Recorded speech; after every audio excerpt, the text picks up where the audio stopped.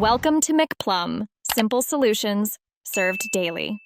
You begin by confirming the license and access, right, so activation isn't blocked. First, sign in with the Microsoft account that holds the digital license. Once signed in, open Settings and check the edition and account status.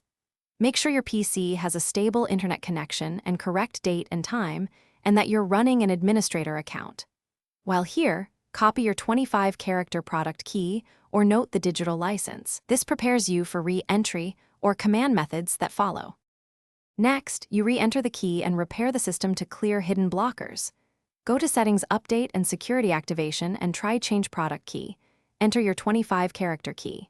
If that fails, run dism/online/cleanupimage/restore health and then sfc/scano to fix corrupted components that can block activation. If you prefer command control, use slmgr.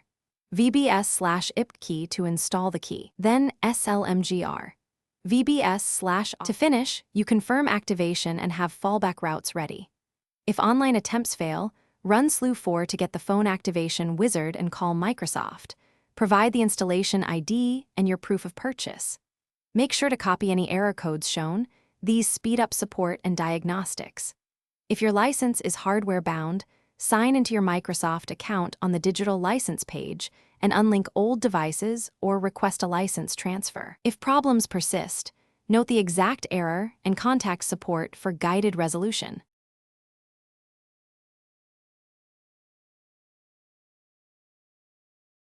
Thanks for watching. Stay juicy and subscribe.